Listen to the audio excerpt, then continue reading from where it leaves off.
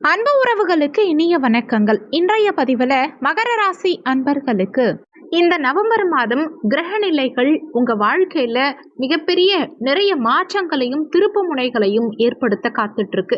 என்னென்ன மாற்றங்கள் உங்க வாழ்க்கையில ஏற்படுத்த போதுங்கிறத பாக்குறதுக்கு முன்னாடி கிரக நிலைகளின் சஞ்சாரங்களை தெரிஞ்சுக்கோங்க. இந்த மாதத்துல கடகராசியில குரு பகவான் உச்சபலம் பெற்ற நிலையில சஞ்சாரம் செய்யறார். சிம்மமனையில கேது பகவான் சஞ்சாரம் செய்யறார்.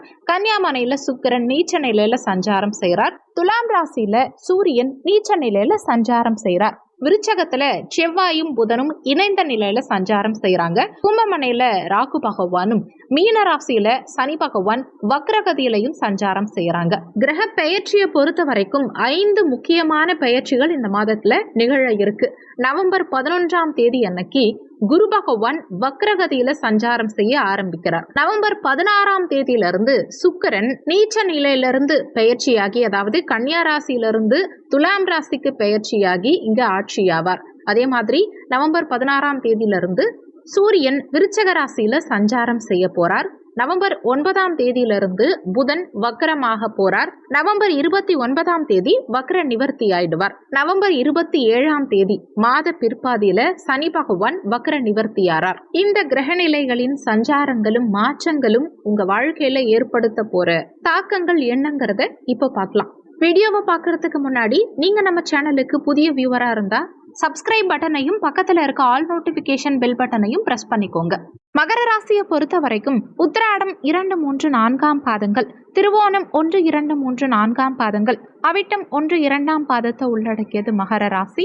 மகர ராசிக்கு அதிபதி சனி பகவான். மகர ராசி அன்பர்களை பொறுத்த வரைக்கும் நவம்பர் மாதத்துல முதல் பாதி அந்த அளவுக்கு சாதகமா இருக்காது. கொஞ்சம் டஃபா போகும். நீங்க எந்த ஃபீல்டில் இருக்கவங்களா இருந்தாலும் சரி, எந்த வயதினரா இருந்தாலும் சரி, கொஞ்சம் டஃபா போகும்.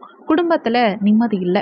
குடும்பம் சார்ந்த வகையில நிறைய கவலை, குழப்பம், பிரச்சனை. அதே மாதிரி பேச்சுவார்த்தைகளால சில தடுமாற்றம், பேசக்கூடாத இடங்கள்ல பேசி மாட்டிக்கிறது, இந்த மாதிரி இடர்பாடுகளை மாத முற்பாதி ஏற்படுத்தலாம் முதல் 16 நாட்களுக்கு. அதே மாதிரி சனி வக்ர நிலையில இருக்கிறது பய உணர்வை உங்களுக்கு அதிகமாக கொடுத்துரும். 3ஆம் இடத்துல சனி வக்ரகதி, 3ஆம் இடத்து அதிபதி குருவுமே 7ஆம் இடத்துல உச்சமாகி வக்ரமாறார். உச்ச கிரகம் வக்ரமானால் நீச்சனை போல் வேலை செய்யும். கிட்டத்தட்ட 3ஆம் இடத்து அதிபதியும் நீச்சமா வேலை செய்ய போறார். அப்போ தைரிய வீரியம் கொஞ்சம் குறையும். பய உணர்வை கொடுக்கும். முயற்சிகள்ல தடைய கொடுக்கும். ஒரு விஷயம் செய்யணும்னு நினைக்கிறோம், ஆனா அதை செயல்படுத்த முடியல, எதுலையாவது போய் லாக் ஆயிடுறோங்கிற மாதிரியான ஒரு நிலையை தான் கொடுக்கும். நிறைய இடங்கள்ல முயற்சி செய்யணும்னு நினைச்சாலே அது தடையில போய் முடியுது. எப்படி தடை வருதுன்னே தெரியல. அப்படிதான் மகர ராசி அன்பர்களுக்கு இப்போ போயிட்டு இருக்கு.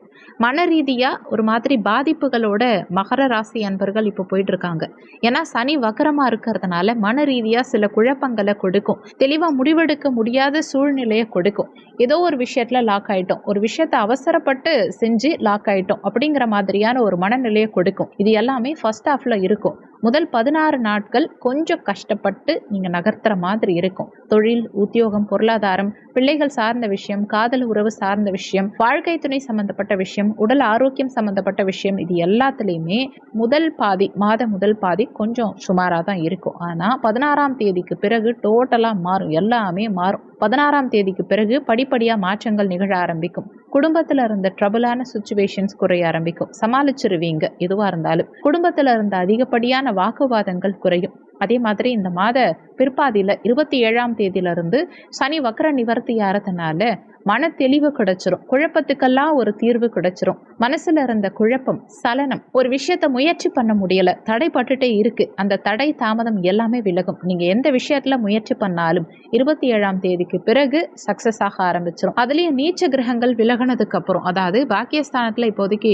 சுக்கிரன் நீச்ச நிலையில இருக்கார். 10ஆம் பாவகத்துல சூரியனும் நீச்சமா இருக்கார். 16ஆம் தேதியிலிருந்து சுக்கிரன், சூரியன் 2 கிரகங்களுமே பயிற்சியாறாங்க. நீச்ச கிரகங்கள் நீச்ச நிலையில இருந்து விலகினதுக்கு பிறகு படிப்படியா மாற்றங்கள் நிகழ ஆரம்பிக்கும். புதிய விஷயங்கள், புதிய முயற்சிகள் எல்லாம் இப்போ உங்களுக்கு ரீஸ்டார்ட் ஆக ஆரம்பிக்கும். புதிய விஷயங்கள் வெற்றியை கொடுக்கும். புதுசா ஒரு விஷயம் முயற்சி பண்ணணும்னு ஆசைப்படுறீங்க அப்படின்னா அதை நீங்க 27ஆம் தேதிக்கு பிறகு முயற்சி பண்ணலாம். நீங்க 16ஆம் தேதிக்கு பிறகு முயற்சி பண்ணலாம். ஆனாலுமே 27ஆம் தேதிக்கு பிறகு சக்சஸ் ரேட்டு ரொம்ப ஜாஸ்தியா இருக்கும்.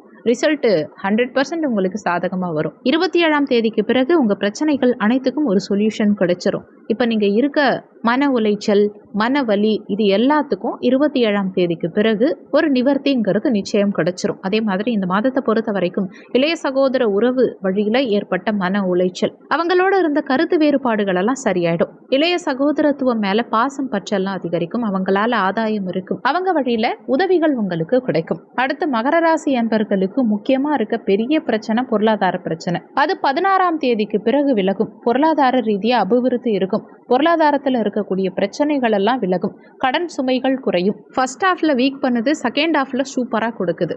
எப்படியும் பொருளாதாரம் 16ஆம் தேதிக்கு பிறகு உங்களுக்கு வந்து சேர்ந்துரும். தொழில் உத்தியோகத்துல இருந்த தொய்வு நிலை பிரச்சனைகள் எல்லாம் தீரும். தொழில் உத்தியோகத்துல ஒரு நிறைவு, நிம்மதி. நிறைய பேருக்கு சம்பள உயர்வு, பதவி உயர்வு இதெல்லாம் பரிபூர்ணமா கிடைக்கும். அக்டோபர் மாதத்துல யாராவது தொழில் உத்தியோகத்துல மாற்றம் பண்றேன்னு போய் மாட்டிட்டு இருந்தீங்கன்னா அந்த பிரச்சனைகளுக்கு நிவர்த்தி இந்த நவம்பர் மாத பிற்பாதியில கிடைச்சிரும். தொழில் உத்தியோகம் இல்லாதவர்களுக்கு தொழில் உத்தியோக வாய்ப்புகள் பரிபூர்ணமா கிடைக்கும். நிறைய பேருக்கு சம்பள உயர்வு, பதவி உயர்வெல்லாம் கிடைக்கும். பொருளாதார ரீதியா இருக்கக்கூடிய தடுமாற்றங்களுக்கு நல்ல நிவர்த்தி கிடைக்கும். இது எல்லாமே 16ஆம் தேதிக்கு மேல. அடுத்து திருமண முயற்சி, திருமண வாழ்க்கை இது ரெண்டுத்துக்குமே இந்த காலகட்டம் அந்த அளவுக்கு சாதகமா இல்ல. குரு 7ஆம் இடத்துல இருக்கார். ஆனா உச்சமாகி வக்ரமா இருக்கக்கூடிய குருங்கிறதுனால திருமண முயற்சிகளை எடுக்க வைப்பார். ஆனா 27ஆம் தேதிக்கு பிறகுதான் ஓரளவுக்கு பாசிட்டிவான ரிசல்ட் கிடைக்கும். அது வரைக்கும் கொஞ்சம் பொறுமையா இருக்கணும், உணர்ச்சி வசப்படக்கூடாது. திருமண முயற்சிகள் பண்ணலாம், ஆனா ரிசல்ட் 27ஆம் தேதிக்கு பிறகுதான் கிடைக்கும். திருமண வாழ்க்கையை பொறுத்த வரைக்கும் வாழ்க்கை துணை சார்ந்த விஷயங்கள்ல கொஞ்சம் கவனமா இருந்துக்கிறது நல்லது. வாழ்க்கை துணையுடைய உடல் ஆரோக்கியம், மன ஆரோக்கியம், உறவு நிலை இது எல்லாத்துலயும் கொஞ்சம் எக்ஸ்ட்ரா கேர் எடுத்துக்கணும். ஏன்னா 7, 8ஆம் இடம் ஆக்டிவேட் ஆனாலே வாழ்க்கை துணையால ஒரு மாதிரி தேவையில்லாத மன உளைச்சலை கொடுத்துரும். அதுலயும் முதல் பாதியிலலாம் சுக்கிரன் நீச்சம் வேற. 7ஆம் ஆதிபத்துக்குள்ள இருக்க அந்த காரக கிரகம் நீச்சமா இருக்கு. வாழ்க்கை துணையுடைய உடல் நலத்துக்காக மருத்துவ செலவுகள் செய்யற மாதிரி நிலை இருக்கலாம். அடுத்து உங்க உடல் ஆரோக்கியத்தை பொறுத்த வரைக்கும் அஷ்டமஸ்தானத்துல கேது. விஷ ஜந்துக்களால ஏதாவது தொந்தரவுகள் வரலாம். அடிக்கடி பாம்பு உங்க கண்ணில் பட்டுக்கிட்டே இருக்கலாம். மன ரீதியா நிறைய கேள்விகள் எல்லாம் இருக்கும். அது ஒரு மாதிரி மன அழுத்தத்தை ஏற்படுத்தும். ஒரு சிலருக்கு தூக்கமின்மை சம்பந்தமான பிரச்சனைகளையும் ஏற்படுத்தும். அதனால அஷ்டமத்துல கேது இருக்க வரைக்கும் உடல் நலத்துல கூடுதல் அக்கறை எடுத்துக்கணும். ஓவரா எதையும் யோசிச்சு குழப்பிக்க கூடாது. மனசை ரிலாக்ஸா வச்சுக்கணும். ஆன்மீகத்துல அதிகமா ஈடுபடுறது நல்லது. அஷ்டமஸ்தானம் ஆக்டிவேட் ஆனாலே ஆன்மீகத்தை கரெக்டா நீங்க பிடிச்சுக்கணும். ஏன்னா தேவையில்லாத மன உளைச்சல், தேவையில்லாத பிரச்சனைகள் எல்லாம் தலைக்கு ஏறி ஒரு மாதிரி ப்ரெஷர்ஃபுல்லா போற மாதிரி இருக்கும். அதனால இந்த மாதத்துல உடல் ஆரோக்கியம், மன ஆரோக்கியம் இதிலெல்லாம் கூடுதல் அக்கறை எடுத்துக்கணும். உங்க வீடு, உங்க சுற்றுப்புறம் இதையெல்லாம் கொஞ்சம் தூய்மையா வச்சுக்கோங்க. ஏன்னா விஷ ஜந்துக்களால இந்த மாதத்துல ஏதாவது பிரச்சனைகள் வரலாம். நிறைய பேருக்கு அடிக்கடி சர்ப்பத்தை, பாம்பு பார்க்குற மாதிரி நிலை இருக்கும். ஆனா அதை அடிக்கலாம் கூடாது. அது பாட்டுக்கு போகட்டும்னு நீங்க விலகி வந்துருங்க. சில நேரங்கள்ல புத்தி மழுங்கி அந்த சர்ப்பங்களுக்கு ஏதாவது பிரச்சனையை கொடுத்து அவங்க உயிரை எடுத்து அது உங்க பாவக்கணக்குல போய் சேரலாம். அடுத்து குழந்தைகள், பிள்ளைகள், குழந்தை பாக்கியம் இதெல்லாம் மாத முற்பாதியில கொஞ்சம் சுமாராக தான் இருக்கு. ஆனால் 16ஆம் தேதிக்கு பிறகு சிறப்பு. குழந்தை பாக்கியத்துக்கும் சிறப்பு. குழந்தைகளுடைய உடல்நலம் சார்ந்த விஷயங்கள்ல இருந்த தொந்தரவுகள் விலகக்கூடிய அமைப்பு, குழந்தைகளால அனுகூலம் ஆதாயம் இருக்கிறது, குழந்தைகளுக்கு சுபகாரியம் செய்யறது, இது எல்லாத்துக்குமே 16ஆம் தேதிக்கு பிறகு சாதகமான மாற்றங்கள் கிடைக்கும். அடுத்து காதல் உறவு சார்ந்த விஷயங்கள்ல இருந்த மன உளைச்சல், காதல் உறவோடு இருந்த கருத்து வேறுபாடு, அவங்களால ஏற்பட்ட பிரச்சனைகள் அது எல்லாமே 16ஆம் தேதிக்கு பிறகு சரியாக ஆரம்பிக்கும். ஓவராலா இந்த நவம்பர் மாதத்தை பொறுத்த வரைக்கும் முதல் பாதி எல்லா விஷயங்கள்லையுமே நீங்க கவனமா தான் இருக்கணும். எல்லா விஷயங்களையும் எக்ஸ்ட்ரா கவனத்தோட அக்கறையோட இருந்துக்கணும். ஆனால் 16ஆம் தேதிக்கு மேலே என்ன பிரச்சனை இருந்தாலும் எல்லாமே சரியாயிடும். உங்களுக்கு பாசிட்டிவாக கன்வெர்ட் ஆகிடும். எதுலையும் பயப்பட வேண்டாம். உங்கள் புதிய முயற்சிகள், புதிய மாற்றங்களை 16ஆம் தேதிக்கு பிறகு செய்யலாம். எல்லாம் வெற்றியாகும். 27ஆம் தேதிக்கு பிறகு 200% வெற்றியாகும். சொல்லியிருக்கக்கூடிய பலன்கள் கோச்சார பலன்கள். இது வெறும் 20% தான் ஒர்க் பண்ணும். மீதி 80% உங்க சுய ஜாதகத்துல, ஜனன கால ஜாதகத்துல உங்களுக்கு என்ன தசாபுத்தி நடக்குது, தசாநாதனும் புத்திநாதனும் எங்க சஞ்சாரம் செய்யறாங்க, என்ன மாதிரியான சாரம் வாங்கியிருக்காங்க, இந்த மாதிரி நிறைய விஷயங்களை பொறுத்து 80% உங்க வாழ்க்கையில எல்லாமே நடக்கும். அதனால வீடியோல சொல்லி இருக்கிறது அப்படியே என் வாழ்க்கையில நடக்கும்னு நினைச்சு எதுவும் பயப்பட வேண்டாம். ஜாதகம் பார்க்கறதா இருந்தா வீடியோல ஜாதகம் பார்க்கன்னு கொடுத்திருக்க நம்பருக்கு வாட்ஸ்அப் பண்ணுங்க. இந்த வீடியோல உங்களுக்கு ஏதாவது சந்தேகம் இருந்தா கீழே இருக்க கமெண்ட் செக்ஷன்ல சொல்லுங்க. நன்றி. மற்றும் ஒரு நல்ல பதிவோடு மீண்டும் உங்களை சந்திக்கிறோம்.